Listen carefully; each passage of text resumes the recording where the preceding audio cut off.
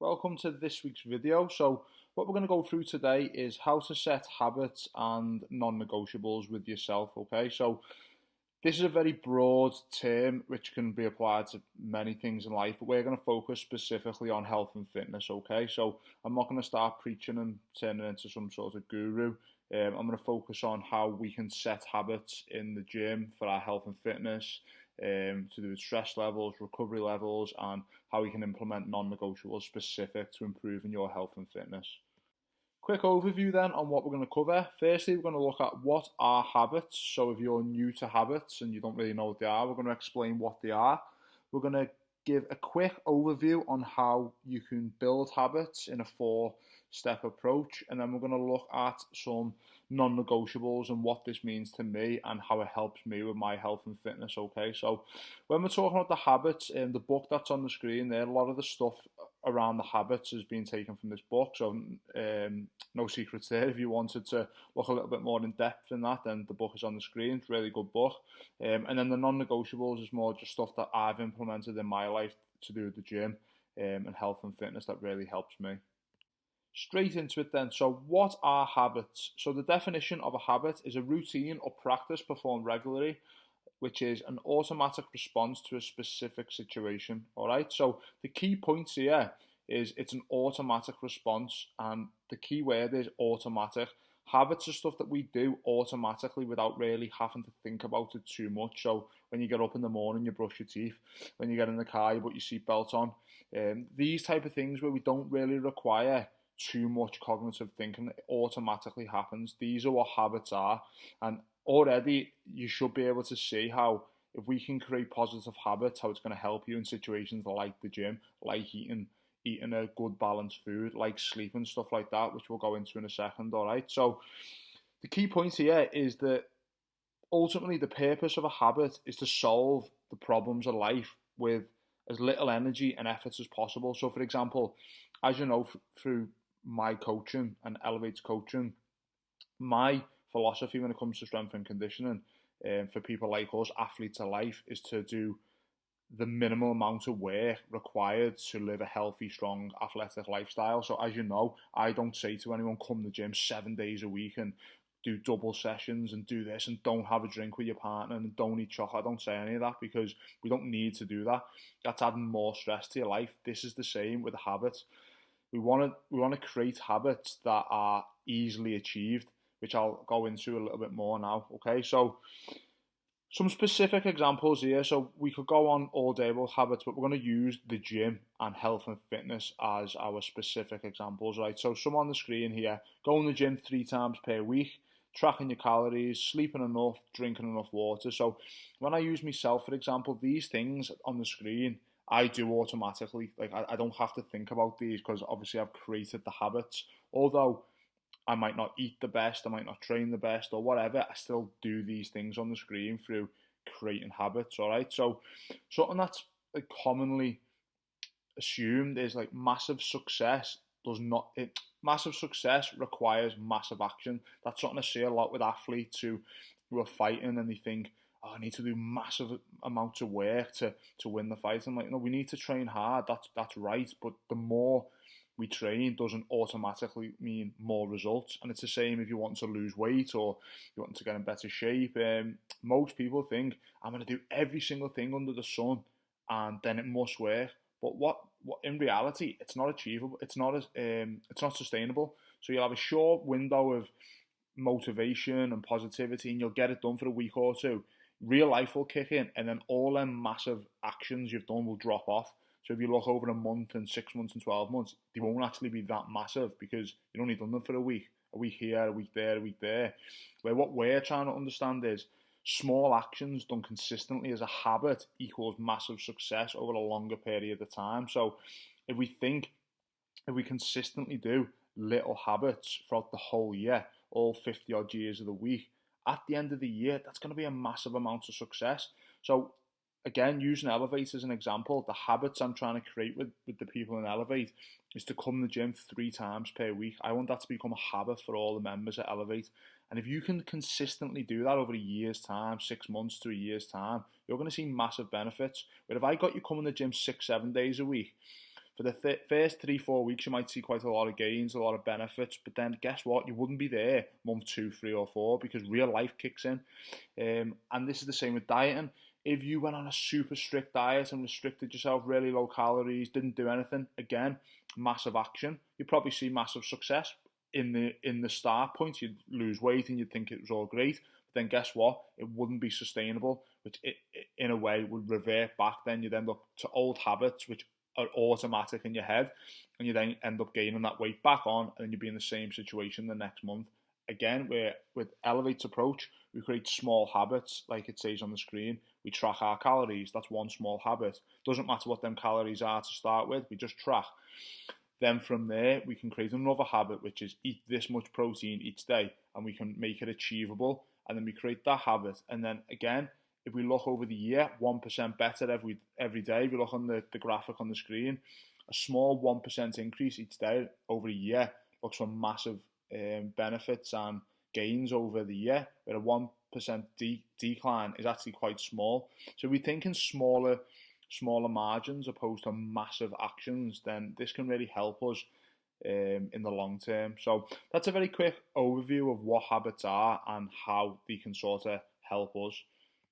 So a quick overview on how to build habits. As I mentioned, this is a very quick overview, so I'm conscious of keeping these videos under 10 minutes, so I'm not going to go into it too much, but we will elaborate on this in more videos, all right? So first thing is, with your habits, opposed to looking at the outcome, which might be lose weight or win this fight or build a bigger chest, or these outcomes and achievements, opposed to that, it's easier if you decide the person you want to be. So for a fighter, it will be, I want to be the most professional fighter I can be, the most dominant fighter I can be. And then from that, then you have to prove to yourself with small wins consistently that you want to be that person. So another example is you want to lose weight, okay? So opposed to saying, I want to lose this much weight, which is there's nothing wrong with setting goals, but opposed to looking at it that way, if you say, I want to be a strong, healthy individual who's got longevity in life, then you prove that to yourself by them losing weight and eating properly and sleeping properly. So by understanding who you want to be as a person in terms of health and fitness, you then understand what habits you need to build, and you've got a greater purpose opposed to just saying, I want to lose weight. We understand you want to lose weight, but what's the reason for it? What person do you want to be? And then once you've decided that person, then we can introduce the habits which are going to help you become that person. So it just goes a little bit deeper into why you want something, because when things get hard, if you don't really want it, then you're not going to do it. But if you understand deeply why you want it and the person you want to be, it's really going to help with setting the habits, okay? So that's the first thing. And then in the book, it's split down to 4 steps, all right? So the first one is make it obvious. Second, make it attractive. Third, make it easy. And fourth, make it satisfying, all right? So I'm going to use an example, a very basic example on how we do this. So I set you a target of drinking 2 litres of water per day, and you're someone who never drinks water. So it's quite a challenge there, all right? So the first step is make it obvious. So the habit is pretty obvious, all right? We're going to set an amount of water to drink. So that's sound. Step 1 done. Step 2, so we need to make it attractive. So if I just say to you, drink water, that's not really attractive, is it? You're not really bothered by that. You might understand why you need to do it, but is it really attractive? No. And please bear in mind, this is a very basic example, all right? So what we could do here is buy a nice water bottle from a nice shop, where opposed to drinking out of plastic bottles, which are a bit rubbish, you might go and buy yourself a nice bottle, and so the next day you're all keen, you might fill it up in the fridge and put a bit of like fruit in it to make it a bit scented, and it might be really nice ice and cold. So when you take it out, it's attractive. You're thinking, oh, I can't wait to drink that. I know I'm a bit sad, but I would be quite excited to get that out the fridge. So that way we've made it attractive, all right? The third step is make it easy. So if you're struggling with getting your water in, we might start off by 1 litre opposed to 2. So we know you can do that, that is 100% achievable. So we want you to be able to hit the target of the habit. So we might start off nice and easy with 1 litre. Once that's ready, we build up to 2. And then the final one is make it satisfying. So again, very, very basic example, but let's just say every 500 millilitres, you can have a cup of tea. So if you're a tea drinker, we could introduce that into the mix to make it a bit more satisfying. So every time you hit the 500 mil, we'd then have a cup of tea. Like if you wanted one, that'd be your little reward. So then you get the dopamine and the endorphins of achieving your target. Oh, this is nice, and you get a little reward. All right. So hopefully that you understand how them 4 steps can help you set up your habits for day-to-day life.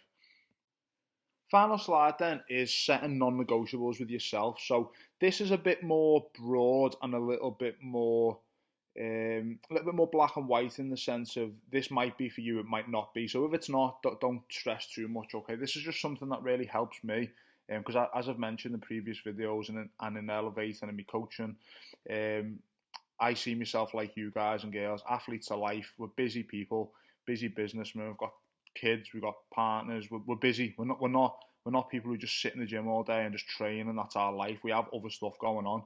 So this is something that holds me massively accountable because although I'm in the gym a lot coaching people at ELEV8 and in other walks of life, I don't actually make too much time for my own training and my own health and fitness. So I set non-negotiables with myself that I know I need to maintain to be a strong, athletic, good coach, good dad, keep your mental health in check and all that stuff. So I'm just going to rattle through this quickly. So when you're setting non-negotiables with yourself, they must be realistic, achievable, and sustainable. Okay, so they're the 3 key pillars of setting non-negotiables with yourself. All right, and it's a contract with yourself. So I'll elaborate a little bit more on that in a second. But you have to be completely honest with yourself. It's extreme ownership and can be utilised in any walk of life. So the bottom examples there are my personal non-negotiables. And the Sunday one is as of next Sunday because I'm currently sat working on a Sunday. So I've just added that in because now I've left the army. This is my new non-negotiable, okay? So my non-negotiables here are 2 strength sessions per week, 2 grappling sessions per week. So the non-negotiables for me are 2 strength sessions per week, 2 grappling sessions per week. I eat 200 grams of protein every single day.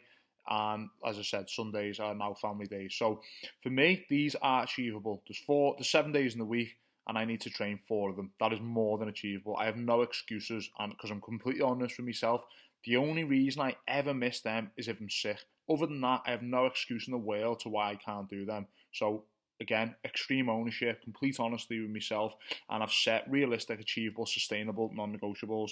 Same with the protein. If I eat 2 million calories, because I'm being a bit of a pudding on the weekend, eating loads of chocolate, loads of sweets, loads of crisp, I still eat 200 grams of protein per day. Again, it's achievable. I eat a lot of food anyway, so there's no reason why I can't make sure I eat my protein. If that said, stick to this perfect amount of calories every single day for the rest of your life, it wouldn't be realistic, achievable, or sustainable. But eating 200 grams of protein is, all right? So these are like little contracts you can do with yourself that can be really helpful. But the key here is you need to have complete honesty with yourself and extreme ownership.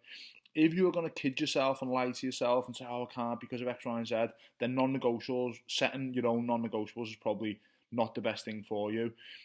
This is where obviously I can offer more support and sort of try and set them with you between me and yourself, like ELEV8 and yourself. But these are just something you can just think about and we can introduce as you get more confidence and grow at ELEV8. We can introduce non-negotiables to yourself as you grow as an athlete of life. That is a very quick overview on habits and non-negotiables. So we've covered what are habits, how to build habits, and setting non-negotiables. All right, so a little bit longer than usual. So hopefully you enjoyed it. Hopefully it was beneficial, and hopefully you learned something. Remember, we are athletes of life, and I look forward to seeing you at ELEV8.